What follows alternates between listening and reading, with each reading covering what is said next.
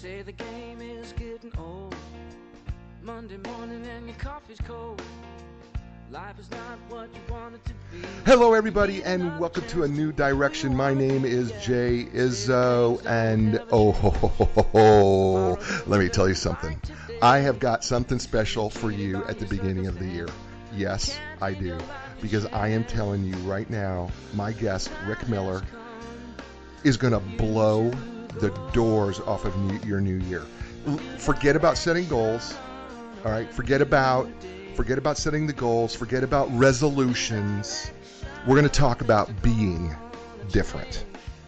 We're going to talk about being chief today. That's what we're going to talk about. We're not going to talk about what we might do or what we could do or what we should do. We're going to talk about being. And Rick Miller, who has been chief officers for companies like AT&T and Lucent Technologies, and has been written up and on TV all over, has been so gracious to honor us today on A New Direction to talk about this book that I'm holding up, that you could see the people who are live on Facebook. And thank you everybody who's joining us right now. Be Chief. It's a choice, not a title. And we can all be chiefs, and we're going to do that. But before we get there, let's do what we do every week. So first of all, Happy New Year, everybody. Let's talk about what we do every week, and that is check in with the 4 areas of your life. Look, I know, and I believe personally that we are 4-part people, right? We are physical people, mental people, we're emotional people, and we're spiritual people. And so on a scale of 1 to 10, 1 being miserable, 10 being awesome, right? Whatever that is in your world, where are you today in the physical realm? You know, are you doing all the things that you need to do? Are you getting a little exercise? Most people do. Everybody sets goals and resolutions, and they get a little bit of exercise going, and everybody thinks that, right? And then by February, you forgot why you even were going to the gym. Matter of fact, you forgot that you even have a reservation at the gym because you've forgotten until the bill shows up. And then generally you get rid of the bill too. So on a scale of 1 to 10, where are you at today physically? Now, look, if you're a 4, that's okay. The object here is not to get to a 4 to a 10. I just want you to get to a 4 to a 5. All right? So what do you got to do right now to get yourself from a 4 to a 5 physically, if that's where you're at? All right? You got that? Okay, mentally, where are you at? And you ask me, what are you talking about mentally? Well, mentally, what I'm asking you is, what are you feeding your brain? Right? What kind of knowledge are you absorbing in your brain? What are you doing to exercise your brain? Listen, it doesn't matter how old you are. You can always be exercising your brain. Sure, your body can fall apart. You may not be able to do the things that you used to do, but your brain can always be active. One of the things I just read about recently is that whenever you take up a new instrument or a new language, you exercise both sides of your brain. It's a great way to challenge yourself. So what are you doing to feeding that mental side? And where are you on that scale of 1 to 10? All right? Got it? Okay, so you've got your physical number, you've got your mental number. How about emotionally? And you say to me, emotionally, what do you mean? Well, what's your EQ, your emotional quotient? What's your emotional intelligence? How well are you able to control your own emotions? And not just control your own emotions, but how well are you able to relate to the emotions of others? Right? In that scale of 1 to 10. 1 being miserable, 10 being fantastic.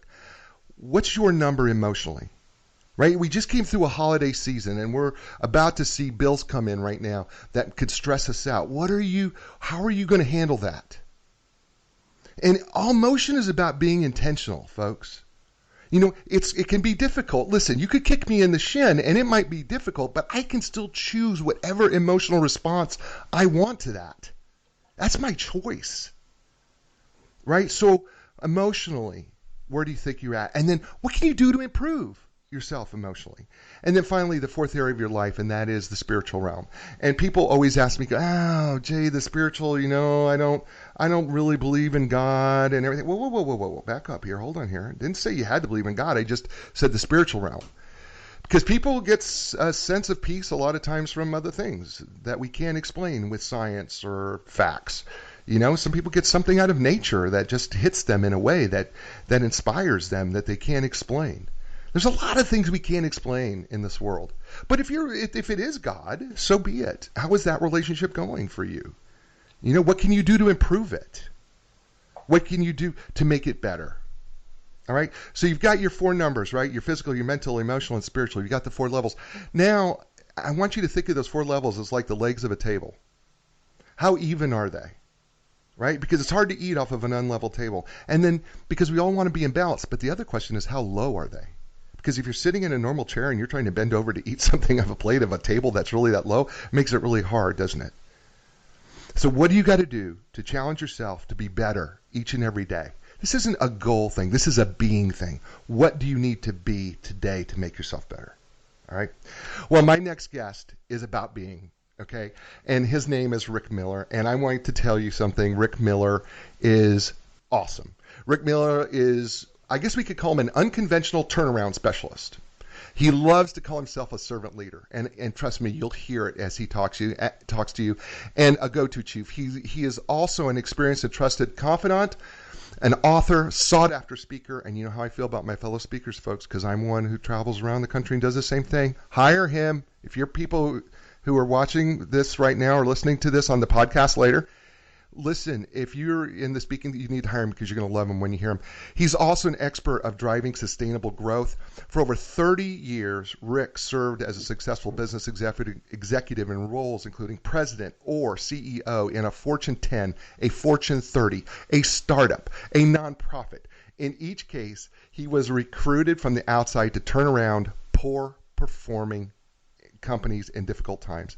Rick Miller is a chief, not because of his high-ranking titles, but because of his ability to bring out the best in others and in himself using the choices he developed in his power compass. We're going to get to talk about that.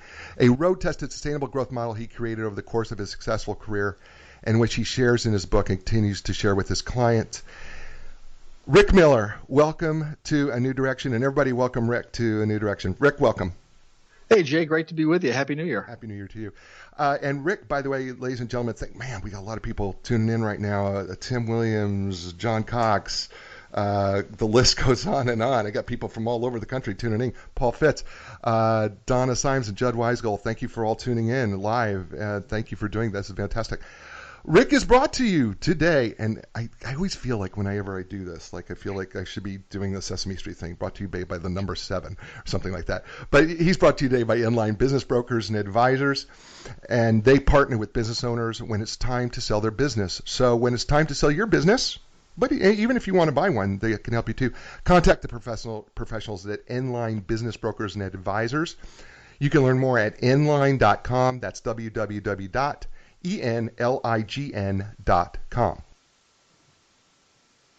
Sorry about that. I had to start to cough when I started to do that. Rick, you have written this amazing book called Be Chief, and it's a choice, not a title. I'm holding it up for everybody to see. It's available on Amazon. It's available at your favorite bookstore. It's available hardback, softcover, Kindle, and Audible book as well. So if you can't find it, it's because you're not trying. Okay, I'm just going to tell you that right now. If you cannot find this book that I'm holding up and showing you, you're not trying to find it. Rick, what do you mean when you say Be Chief? Well, I basically mean, because you gave the subtitle, which is kind of the whole message, which is it being choice, not a title. It basically is my version, Jay, of being the best version of yourself. Chiefs, when I got out of business school, I really wanted to be a chief when I got out of business school. But back then it was about being a chief executive officer or a chief financial officer. Those were the only two people. That was back in the day when there were vice presidents and senior vice presidents and executive vice presidents. And we had the VP scale, if you will, up the ladder. But to get to the very top, it was about chiefs. And I wanted to be one. I wanted to have really the power that was associated with that term, chief. And back in the day, power was all about authority and control, and it came from position and people who had titles.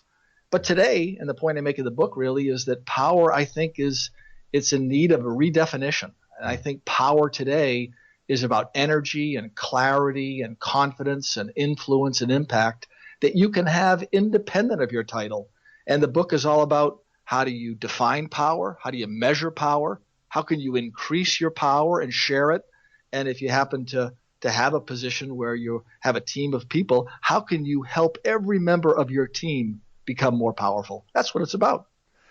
I love that because, you also said something. First of all, the book is, and we talked about this off air, but the book made me cry. The book made me laugh. The book inspired me. It motivated me. Matter of fact, I I consult some businesses, and I even took some advice from your book yesterday and applied it to a particular situation in one of the companies that I'm coaching and consulting for, and it just worked flawlessly, of literally empowering somebody to become a chief. Because I think sometimes I felt like in this situation that perhaps the CEO was not empowering his people enough, and they needed to become chiefs. Do you find that happens? I mean, do you find that that's more common, that sometimes sometimes as a CEO we just don't want to empower, or we neglect to empower our people? Well, the whole idea of CEOs empowering people, I kind of take a different view on that, because, as you know, having read the book is written for somebody who it could be on the front line, right? So I don't believe, one of my favorite expressions is, power is never given. It's only taken. So if you're a CEO, you can do some things with compensation or recognition or good communication. You can do some things to help people feel the power that they had before they even showed up at work. Right? You're not giving them power. Sometimes you say empower them. I'm bequeathing to you power. I'm not a fan of that kind of language, because I think when people show up, they are powerful. A lot of companies and CEOs do some things with unintended consequences that kind of take that power away, right? If you don't communicate, if you're not paying at market base or something like that, you can do that. And there are certainly a lot of organizations that where people on the front lines look up and say, I don't necessarily agree with that decision, but I don't give people on the front line a pass, because they have the same choices to make to increase, as I said before, their energy and clarity and confidence and influence and impact, so they can be chief no matter who's on top of them on some org chart. It's interesting, because I think, I think we're so used to, in the corporate world, we're so used to giving people titles. That we were used to saying, okay, you're now a manager, right? You weren't before, but now you are. And we feel like that title comes with power, but your book points out over and over again that's not, just because the title doesn't necessarily make you powerful. Well, and I think it's such a great point, Jay, you're bringing up, because there's no question, if I'm a manager, then I do have a certain degree of authority over the people that I'm responsible for, right? I mean, very few people on the front line can give themselves a pay raise, right? So you have to acknowledge that there are some things you don't control your own compensation plan. So I acknowledge that, but we get over fixated on that definition of power, as opposed to the power that I'm advocating, that truly can bring people an incredible amount of fulfillment wherever they sit. It is that choice. By the way, I want to go back to something that you said earlier, that you're one of the few people who have brought this up early in our conversation, and I want to point it out to your listeners, because it's so important. There are limitless books about leadership out there. I mean, virtually limitless. And you used a word that I want to go to, and the word that you used was, you applied it, right? You said already, you applied it. And that's so powerful, because there's great books out there. I've got a lot of friends who write a lot of books, and my experience with leadership books, and I've read a ton of them too, is they do a great job in the supply of leadership information. So think about the word supply. You can go to a lot of places and get a supply of leadership information. What my book does is it helps you apply it. So there's supply books and there's apply books. Right. What I really tried to get to as a practitioner is, how do I give people like you, Jay, who are out there every day making things happen, a tool that allow you to actually put it into practice, rather than come away with lists of things that an academician or a researcher or someone who hasn't been on the front lines might offer with the best of intentions. But there's something about having been on the front lines with the smell of gunpowder in your nose. It gives you a different perspective of what it really takes to make things happen. And you consult, you coach, that kind of, and the fact that you're already able to apply it puts a big smile on my face. So thanks for sharing that. You're very welcome. And we're talking with Rick Miller, author of the book, Be Chief. By the way, I don't know how many people are joining us right now, but I've got so many. I can't thank you all. They're just coming out of the woodwork because we're doing this live on Facebook. and as well. And I'm doing something new because I'm doing it from my personal page rather from my business page. And you people are all over there. Canada, represented well by Shirley Porter, middle managers like Thomas Cantley, owners, Murray Wall, Joelle Fitz, Demai Fitz. Thank you for listening. They're just chiming in like crazy. So there's people who are going to listen to this on a podcast are wondering what's going on. Well, it's just because people are really tuning into the show all over the place. North America wide and even worldwide. The book is called Be Chief. His name is Rick Miller, and we are talking to him about this book. And he's brought to you today by our good friends at Inline Business Brokers and Advisors. You know what? They've helped literally thousands. Inline has literally helped thousands of clients in the sale, purchase, and purchases of businesses. When it's time to sell your business, contact the professionals at Inline for us, please.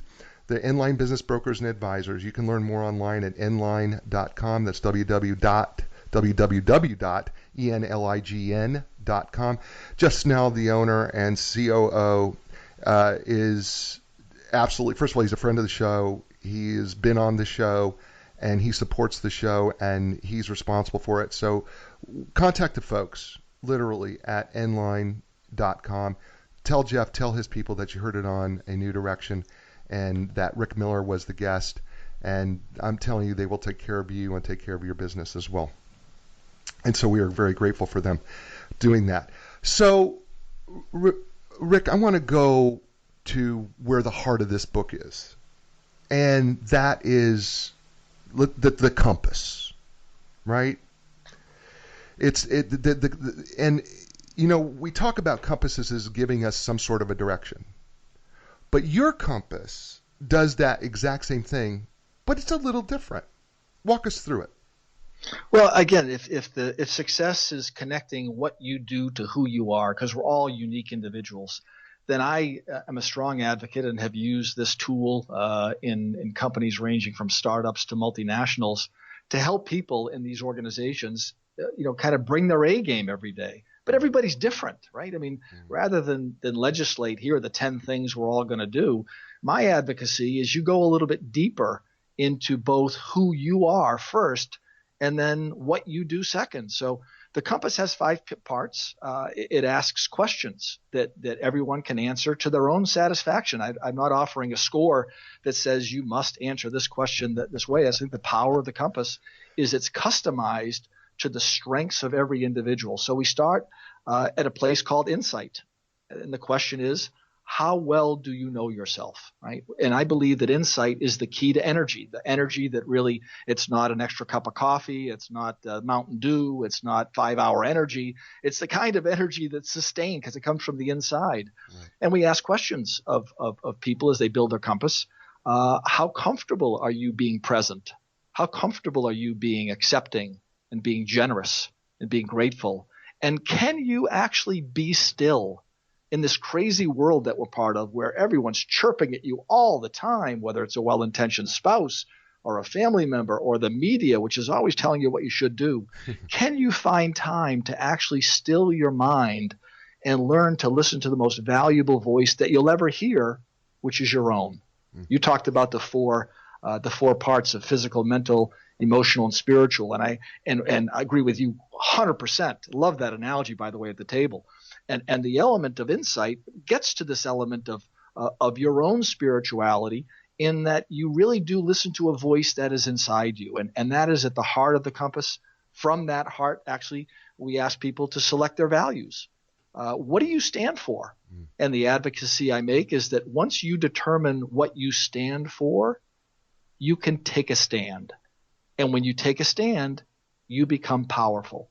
So that's one part of the compass. It's like, who are you? Have you spent the time to figure out, how do I want to increase my energy and my confidence by knowing and increasing my insight and my values? Then when you make steps about what you're going to do with discipline and support, discipline that gives you clarity. I mean, discipline, all it does, Jay, is it increases the probability of your success, right? I'm not going to tell anybody what they need to do, but I'm going to ask people, how comfortable are you with your strategy? How comfortable are you as you go through your day? Are you planning the work and working the plan? And maybe you are and maybe you aren't. We're all different. Some people are highly regimented, some people less so. I'm not advocating one position on that spectrum. I'm just suggesting that you actually make a conscious choice. I also advocate that you think about influence in terms of how many people you support and how you can support them. How can you enable others to be successful and encourage them? And so connecting this, what you do to who you are, allows you to be incredibly creative.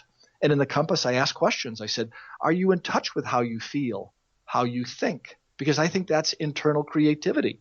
And then outside, how do you speak and how do you write and how do you act? And if you align all those creative choices, Jay, you can be incredibly powerful. And again, aligning what you do to who you are. And by the way, just to share with your audience up front, I want to sell a lot of books, right? Because all proceeds are going to help special needs kids. Right. But this compass is free, and it's online at beingchief.com. Yep. And anybody can go on at any hour of the day or night, take a quick 4 or 5 minute survey, and actually rate their power in each of these areas, and then make some choices about how they want to go forward. Certainly the book gives you a way to apply it in meaningful ways, but this is such a powerful tool. I didn't want to limit it to the book. It's free to all your listeners, and I encourage them to take the 4 or 5 minutes, because particularly at the new year, it will help them set their own direction. Oh, wow, that's very good. Well played there, sir. It's called beingchief.com. beingchief.com.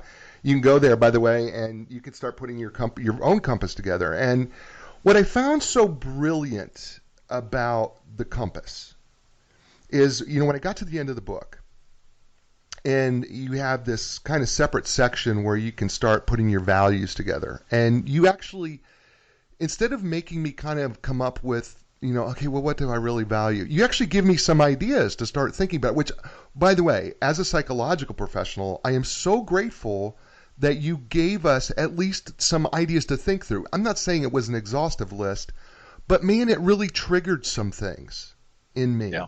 When I was reading through the list of, okay, what, and by the way, folks, you may think that you know what you value. I am telling you, I don't care what your age is. I don't care if you're 5 years old listening to me, God bless you. If you're 505 years old listening to me, God bless you too. I don't care what age you are. You need to reassess, I believe, periodically your values. And in Rick's book, and this is why I loved one of the reasons I love this book, is because I wanted to make sure that when I look at myself internally and deeply, because Rick really gets you to do this in this book, am I authentically living out the values that I truly believe? Or am I saying values but living a different set of values? And now my integrity, as Rick points out in his I3K, now my integrity is in question because I'm not being authentic to what I'm living. And then, as Rick points out in his book, and I'm stealing his book, and I shouldn't, but I am going to anyway, wherever I go work, I'm no longer in alignment because my values are not aligned with my own authenticity. And that becomes powerful. And Rick, I want to ask you, I didn't mean to steal all that from you, but this is where your book really spoke to my heart and my soul and my spirit and every part of me, is because alignment was such an important part of your career. Every time you went somewhere, whether it was Unisys, AT&T, Lucent, or it was a .com company, the first thing that it seemed that I read from your book was it aligned with my values. It's true. It's true. I mean, that to me, Jay, was Jack's or better to open in the card game, right? That's what it needed to be, and particularly with AT&T, they very early on. I mean, there's every company has a purpose now, and this is something that's come around relatively recently. But I can tell you that at AT&T, they call it their common bond, and the elements of what AT&T stands for has been consistent for almost 100 years. I work closely with a bunch of companies. J&J has the credo, There are companies that are just rock solid in their values. And to me, it was really important and has always been really important to do that. I'm currently working at a wonderful company now. I'm a member of their board, eXp Realty. And when I got there, the CEO, Glenn Sanford, has done a wonderful job, one of the fastest growing companies in the country, but had not yet articulated in a formal way the values that everybody talked about. So we formalized them. I mean, it's so critical that you understand that you're out there very clearly letting people know what you stand for. Because as I say, once you know what you stand for, you can take a stand. Remember, this is all about power. And the power you feel when you take a values-based stance, it's incredible. We don't understand. I was talking a few weeks ago to Breton Putter. He authored the book breaking down the culture and culture decks, and in terms of different companies like Netflix and Hootsuite and Nordstrom's, and how they put their culture out on a slide share for everybody to see how they do it. And he was breaking down, and it's amazing to me that, first of all, so few companies, I believe, put down their values for everybody to see. Because I don't know how, if you don't do that, how do you create a culture? Yeah, I would tell you, Jay, I might disagree with you a little bit there on that, respectfully. I would tell you, in my experience, if you dig, they're somewhere, right? They're on a wall in the boardroom, but nowhere else. Mm-hmm. They're handed out annually with wallet inserts, but they're never discussed during the year. The organizations that I'm drawn to not only have put those, pick a number, 4, 5, 6, 7, 8, 9 values down, but they've made them part of the daily operation of the organization, right? That's the thing that's different. A lot of people will, listen, a lot of them, I've worked for many, many companies, either as a consultant, as a confidant, as a coach, full-time, whatever. And you'll see, if you dig, you'll see organizations, respect for the individual and integrity and teamwork and focus on the customer. I mean, you could probably take 20 values and some subset of them show up all over. But what differentiates companies these days are the ones that live, eat, sleep, breathe, and dream them, right? No. That's the vibrancy that separates companies. Yeah, no, and I totally agree with that. And I may have stated this in wrong, because we're in total agreement with that. I think the difference about those companies was they were living those out. You're going to have a culture. Listen, there's going to be a culture whether you put it on paper or not. You're going to create some sort of culture. It may be crazy. You could say there's a lot of companies that say a lot of things and it never matches up to what they say. We're in alignment. Yeah, with that. But the cultures that he was talking about were the ones who lived out that culture, and they not only lived it out, their employees were able to explain it. Exactly. Can I offer something to your listeners? Sure. I want to offer one of the most powerful exercises that I use, because organizations have values, but let's talk about each individual listener of those of the wonderful group that are tuning in and those that will in the podcast. Here's the exercise. Get 10 people that know you best and ask them this question. What 4 values do you think I stand for? Ask them independently and put them together. Now, you can do the math.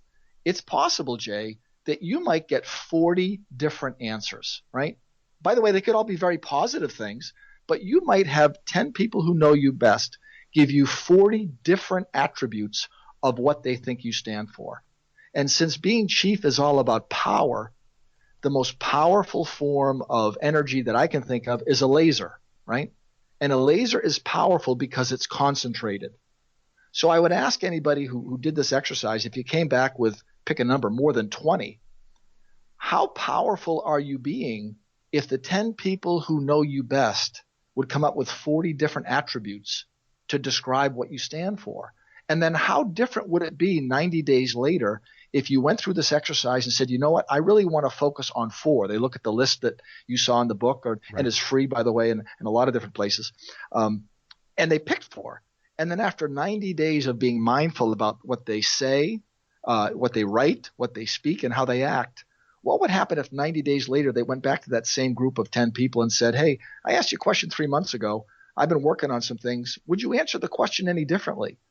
And how powerful would you be if you asked those 10 people and you got back, pick a number, 8 answers, and some said kindness and some said empathy, which are basically kissing cousins. And so I love the exercise, Jay, because it's actionable by your listeners, right? It's like, how do I know what I stand for? And then how can I be sure that the people who know me best would say, you know what, when I think of Jay, he stands for these things. I think that could make all of us incredibly powerful. What do you think? Oh my gosh.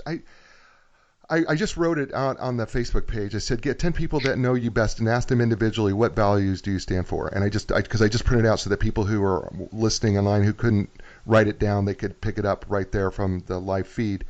Yeah. And I started thinking about that. And you know, what's crazy is that you start thinking about, well, what do people think about you? You know, I mean, you know, you think, I think we believe that we're portraying something because we believe that we perceive ourselves in a particular way. Yeah. But the reality is, how do others perceive us? And I think we even get that wrong. And we have to be willing to listen to truth, because truth is an important part of your book, by the way. It is. But I always listen to this. I always go to the same analogy, right? Remember, when you and I are speaking, we don't actually hear our own voices the way other people hear our voices. You'll hear your voice on a recording and you'll think, wow, that doesn't sound like what I'm listening to in my head. It's such a great analogy for the fact that we can have the best of intentions as we try to stand. We're not talking about the 4 things that we've decided we stand for most firmly. These are our most strongly held beliefs.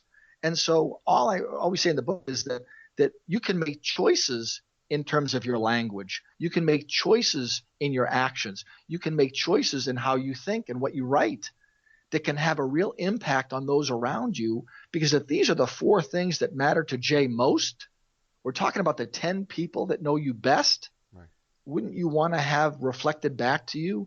And it's not, what do they think of Jay? It's like, what are you putting out there?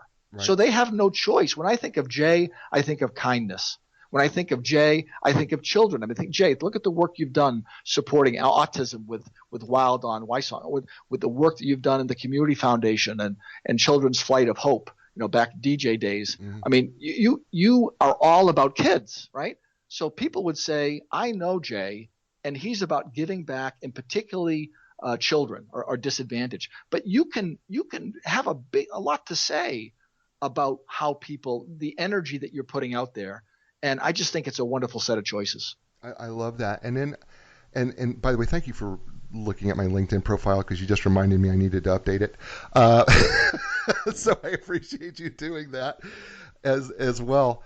We're talking with Rick Miller, author of this phenomenal, amazing, incredible book called Be Chief. Folks, I read about a book a week, and because I do these interviews with these amazing authors, and I go, there's no way that the next book I'm going to read can possibly be any better. And I'm going to say it again about this book. There's no way that anybody's going to beat this book, because this book is just absolutely, it's a practical guide to you being better than you are right now. That's the simplest way I can put it. And the power lies within you. And listen, every dollar of the author's proceeds, every dollar, I'm not making this up. Ask Rick, he will tell you himself. Literally every single dollar goes to kids, right? And specifically kids with disabilities, right? Yep, special needs kids. Special needs kids. And so every dollar, right? So this is a great book that is giving back, which is pretty awesome. And not only does Rick do that here, but if you go to beingchief.com, that's Rick's website, beingchief.com, you can start putting your own compass together and your own values. And if you buy the book, and I really highly recommend that you do, and don't just buy it for yourself and be selfish. You should be buying this for your team. You should be buying this for a friend. By the way, if you think it's all about business, think again. This is a personal journey right? When Rick takes you into Baghdad and they throw a Kevlar jacket around his body and they plop a helmet on top of his head and they put him inside of armored vehicles surrounded by a whole bunch of heavily armed Kevlar, overly weaponized human beings around him. Trust me, the stories become not only, they come right off the page and they're personal, they're practical, they're applicable, and they will affect you in a positive way. And I promise you that as well. And you can get the book on Amazon. You can find it in any version that you like. Whether if you're an Audible version, you can find it Audible. If you are a Kindle person, you can find it Kindle. If you like paperbacks, it's available paperback. If you like the hardcover, it's available hardcover. Find it at your favorite bookstore. If they don't have it on the shelf, tell them, I need you to get me Be Chief by Rick Miller, and I need you to get it now. That's what you need to do. And Rick is brought to us by our sponsor today, and that's Inline Business and Brokers. And Inline Business Brokers and Advisors represent profitable privately held companies with gross annual revenues in excess of $1 million. Inline delivers the highest market value in the shortest amount of time with, and most importantly, complete confidentiality. That is their trademark. So learn more about Inline Business Brokers and Advisors at inline.com. That's www.enlign.com. Tell Jeff Snell and his group of fine folks over there at Inline Business Brokers that you heard him on A New Direction. And again, we're talking with Rick Miller, author of this amazing, outstanding book called Be Chief. It's a choice, not a title. Rick, one of the things that I noted about this book and that kind of got to me was that the way you kind of did this book. First of all, you kind of outlined, creating my compass and putting together, my values and my insights. But then throughout the book, you give us these like other things, like I3K, yep. Right? Which I loved the whole idea of I3K because I3K is something, and I'm doing this purposely to people who are listening and who are watching me, who are going, "Come on, you're mean. What are you doing? What do you mean I3K?" Because I'm not going to do it. I'm going to let him talk. I'm going to let him do it. But the whole idea of I3K and carrying that with me in every situation that I go is such a nice little pocket tool. So why don't you tell everybody about I3K and how they can use that? Well, one of the labels that I carry is a turnaround specialist. So regularly I walk into organizations that are pretty bad. When I'm brought into an organization, either the stock is way down or the revenue is way down or the profits are way down or morale is way down or generally all four are way down. And so people are always wondering when an outsider comes in, what is important to the outsider? What makes him or her tick?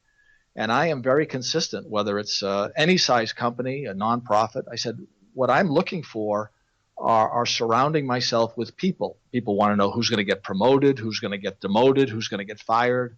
And I said, guys, the answer is always I look for people with I3K.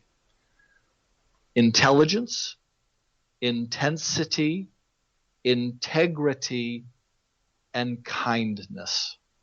I said, that's always the answer. So people, in a startup, I go into a startup and a bunch of millennials are running around saying, oh, an old guy just showed up. What's he going to do? What's important?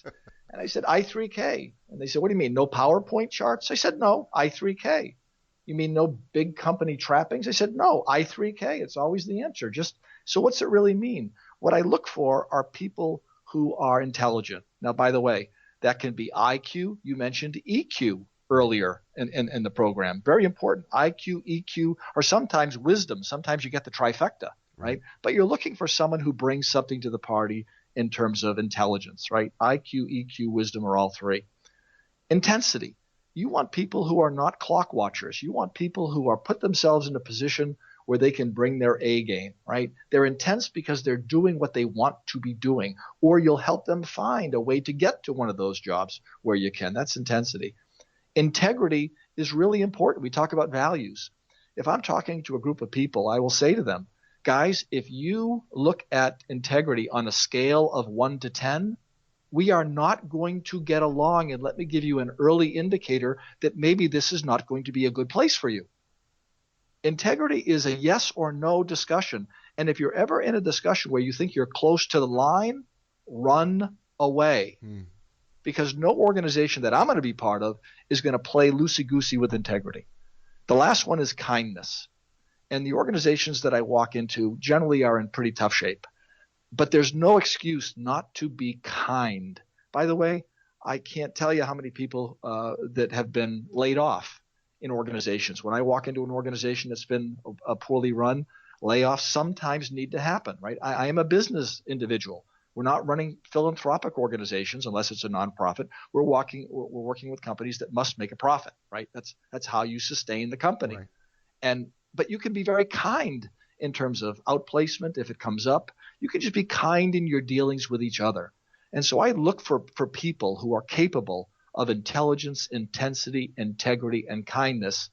And I'll tell you what, Jay, that formula has worked, whether it's a startup, a mid-sized company, all the way to a Fortune 10. It's worked in every situation. Nonprofit, it just works because people are good to each other. They're hardworking. You can trust them, and they're taking care of each other. And that's what I look for. You know, it goes against the grain a little bit, right? I mean, I think there's not anybody who would listen to what you just said in I3K and say, okay, intelligence makes sense. Okay, integrity, yeah, I get that. Okay, intensity, okay. But Rick, really, kindness in business? Yep. I mean, come on, Rick. I've been with you all the way through this, but really, kindness in a business world, how does that work? Well, let's go back to the values that you and I talked earlier about what companies stand for. Most will use a term like teamwork, right? They'll say, we really value teams. Well, what does that mean? That means you want to get people together, right?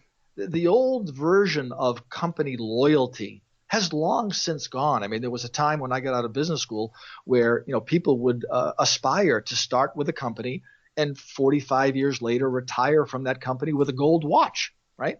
Those days are long gone. The new loyalty is, while you are here at this company, we are going to treat you so well that you don't want to test the market. But if you do test the market, let's agree that we treated you well, you treated us well, and if we come back together again going forward, that's okay. But that has to be included in that new contract, has got to be an element where I recognize that you are a whole human being. Guess what? If you've got to get out of here, flexible work structure for men and women, paternity leave, the policies that we can put in place in companies that I'm part of are critical to care for people in a kind, humanistic way, because if we're there to just churn and burn our people out, that's just not an organization that I'm going to be part of. We're talking with Rick Miller, author of this book called Be Chief. It's a choice, not a title. And this book, I would love for people to understand that this book is just that I have in my hands here, because I still love holding on to books, is just filled with yellow highlight marks. Matter of fact, it may be argued that there's more highlighting marks than there are white pages in this book that I could go through. In this book, you have this. We talked a little bit about this. Your value, this compass that you have, where values are at the very heart of it, and then you have support and insight and discipline. But one of the pieces in there that I think is so crucial, and I think we overlook it, is the creativity aspect.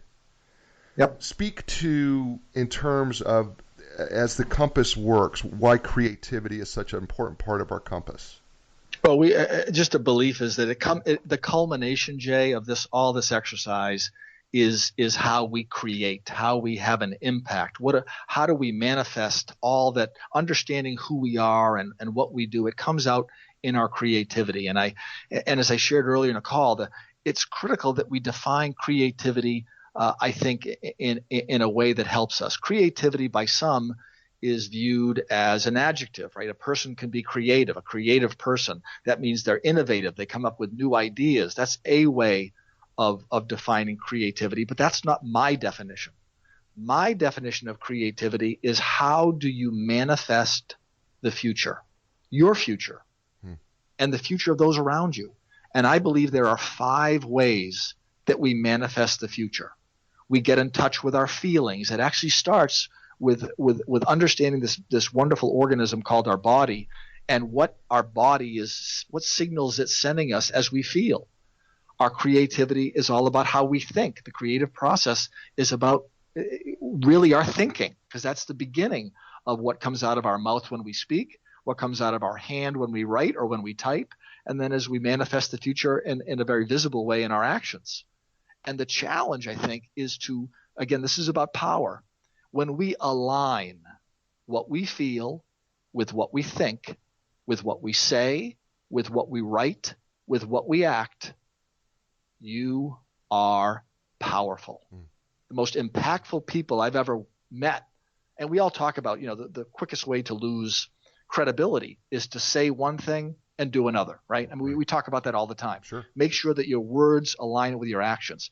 But I think it's much broader than that, because, understanding how you feel and how you think, well, we don't talk a lot about that. You choose your thoughts. People are often, when I work with senior executives all the time, I said, I'll give them a little diary, and I say, I want you to kind of monitor your thought patterns throughout the day, right?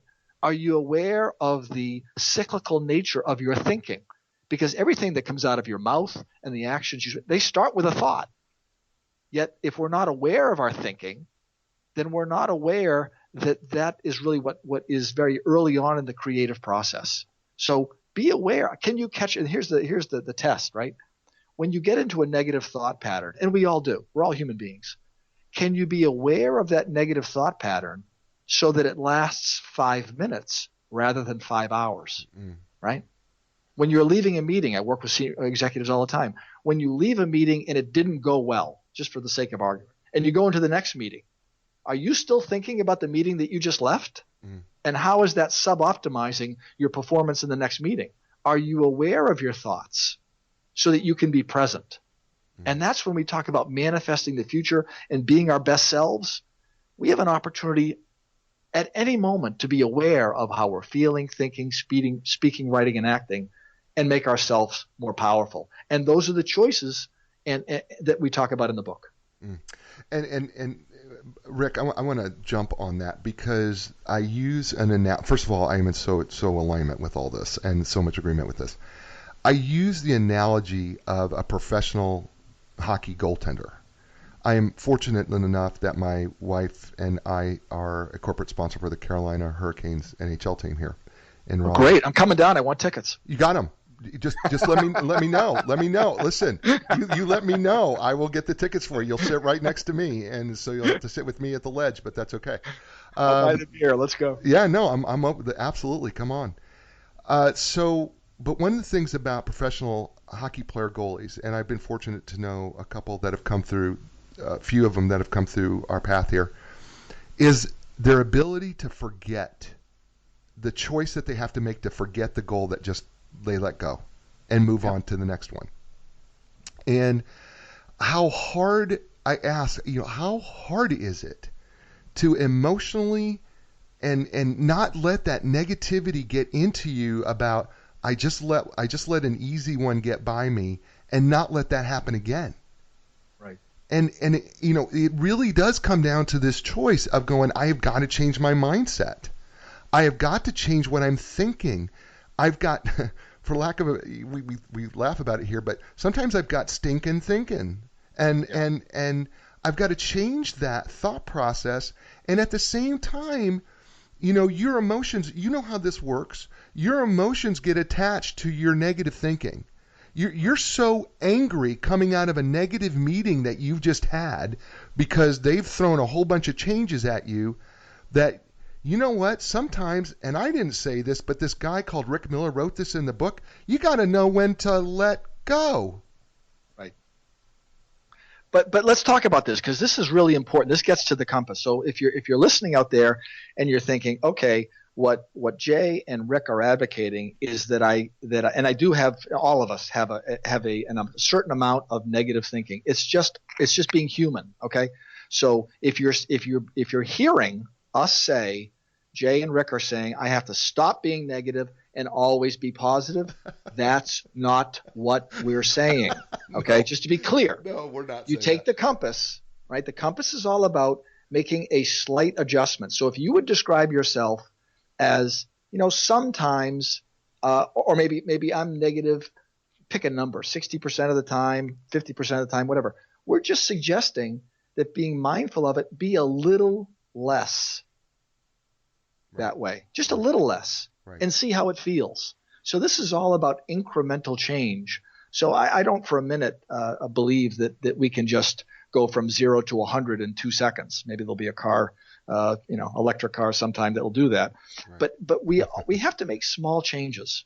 And I think the advocacy that I have and the confidence that I have in the compass is that it asks you to assess your current choices, and those choices where you are not happy, make a small change in one area for a short period of time and see how it feels. Because the one Jay's bringing up right now is huge. It's absolutely huge. And I've certainly gone from meeting to meeting. I mean, I've gone for days where I didn't do that well. I had a meeting at 10 o'clock in the morning, and 4 o'clock in the afternoon, I'm still sputtering about that 10 o'clock meeting. I mean, we're all human beings. Yes, we are. But just the awareness of what you can do. So maybe the next time I'm not carrying it till 4 o'clock. Maybe I'm carrying it till noontime. And then I'm carrying it till 11. And then maybe as soon as at some point, this is like everything else. Give yourself a break. No one's asking you to be superhuman. But the choices that you can make, the small changes, can have a huge impact on your confidence and your power. And it's the power we have to choose. Amen. That's the thing that comes out of this book, that it's such a great reminder. I am more powerful than I think I am, because I can make choices. I can choose that regardless of the circumstances I am in, I can still choose, as you point out, I can still choose to be grateful. Right. Right. And I can still choose that, you know what, I should be grateful for the lessons I'm learning in this most difficult time of my life, whatever that may be. Yeah. Right? I can make that choice. I can make the choice to say, okay, my job just got a little bit more difficult, but I can choose to look at this as an amazing challenge for me to see what I can really do. Amen. And you can make the choice, Jay, just to do that a little more often. No one's asking you to make the choice all the time, right? That I always choose to be grateful. Nobody can do that.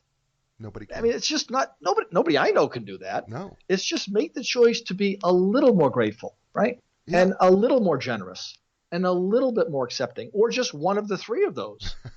and so the book is got stories, it's got a compass.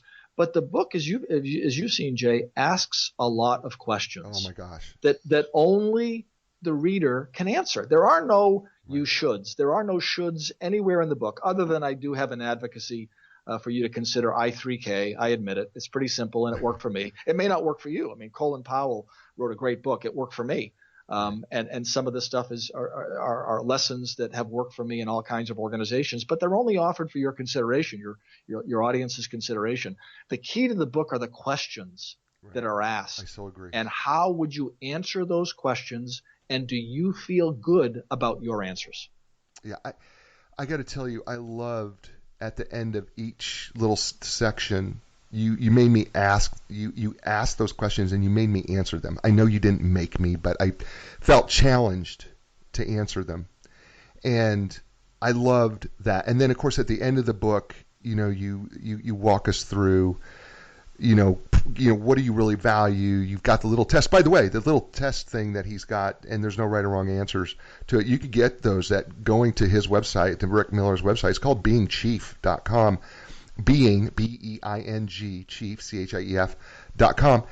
If you go there, you can find the materials, and he's giving it away for free. By the way, you buy this book, every dollar that he's going to possibly make is actually going to children with disabilities, and it's an awesome book, Be Chief. There's so much more I want to talk to you about. I mean, I could go on with you because, do you know the one part I wanted to really get to was sometimes your strategy is not doing something. Right. And I wanted to talk about being still, about Yeah. the importance of being still. I wanted to do that too, but our hour together is almost gone, and it happens. This happens every time. I tell this to people who watch this show and listen to the show. I don't know. I can't speak for a listener, but from the guy who does this show, I feel like the show lasted 5 minutes. That's how it feels, because I could engage with you about different aspects of the book, and I know I jumped around because I'm trying to give people flavor for the practical application of this book and just how awesome it was for me. And to say, people can ask my wife, did Jay really shed tears? And she will tell you, yeah, the book broke him, and it broke him down, because I think I realized that I'll be honest, be completely vulnerable. And Rick talked about that, of all things, that sometimes you have to be vulnerable. But I'll be completely vulnerable with the audience. I grew up with a dad who didn't teach me much about business. He taught me a lot of other things, but didn't teach me much about business. And Rick's dad taught him a lot about dealing with people in business. And so he had that, and I didn't, and I was a little jealous, but I was also very hurt. And so Rick encouraged me through his book, practically, that I had a choice. I could choose to feel like a victim because of what I didn't get, or I could choose to change that and say I can learn everything that I can, because I'm grateful for this program that makes me read a book a week, interviewing these people, and know that all these people are taking the place of the lessons that I didn't learn from my dad. Yes, it happened later in life. I wish it had happened earlier, but it didn't. So I'm grateful it's happening now, because for some people it may not happen at all. But because Rick's book was sent to me by his publicist, and because I read it, which, by the way, you cannot get anything out of any book if you don't read it. Okay? And so I'm encouraging you. I don't care if you're retired. I don't care if you're tired. I don't care if you are working at a cash register. I don't care if you're working under a car. I don't care if you're the CEO of the largest corporation in the world, and thank you for listening. And I don't care if my friends in Merton, England, who, for whatever reason you listen to the show, I am so grateful for you listening to the show out there at Wimbledon, but I don't care who you are. This book is a life-changing book. And so, Rick, first of all, I want to say thank you, and just tell you how grateful I am to you for that, for the book, and for the inspiration and the motivation that you provided to me personally, and I know to my audience as well. Before I let you go, I ask every one of my guests, if you could give the people who listen to the show, my friends out there all over the world, because I have listeners now all over the world, if you could give them a new direction on your way out, what would that be? Oh, that's a great one. I would say that be more you. I mean, New Year's, the number of lists that I'm reading of, this is what you need to do to be thinner and smarter and kinder and wealthier. I mean, it's all well-intentioned stuff. But you asked some key questions over the last hour about being still and being accepting and things like that. I mean, be more you. Take the time to learn more about the unique gift that you are, and then do the things that feed your soul, not somebody else's soul. Just be more you, and things are going to work out just fine. I love that. Ladies and gentlemen, it's Rick Miller, and author of this book, Be Chief. He's been brought to you, Be Chief. By the way, find out Amazon, find out your favorite bookstore. If they do not have Be Chief, okay, it's a choice, not a title. If they do not have it, you ask them, and you ask them, bring it, because I'm telling you, they can get it. If it's not on the shelf, they will get it for you, and they'll get it for you right away. I can promise you that they will do that, because I know the publicist and I know the distributor, and so I know how that works. I know how this type of thing works. So if your local bookstore does not have it, you tell them to bring it out there, and get the book, because it's awesome, and you're not going to regret it. And Rick has been brought to us today by our awesome sponsor, inline business brokers and advisors, and selling a business is serious business. And so when it's time to sell your business, contact the professionals at Inline Business Brokers and Advisors. They are the real deal, team. Their trademark is really confidentiality. It really is. And so when you're ready to sell it, or even if you're looking to buy a business, contact the folks at Inline.com. That's www.enlign.com. Rick, thank you again. Will you stay on with me a little bit as I close out the show? And, happy to, Jay. Sure. Okay. Ladies and gentlemen, that's a show for today. And as I've already had somebody point out to me, they said, fantastic show. Thank you. Thanks, Sandy, for watching. Johnny, thank you. He said, great show. Appreciate it. He's all the way out in Seattle, Washington, so I appreciate that as well.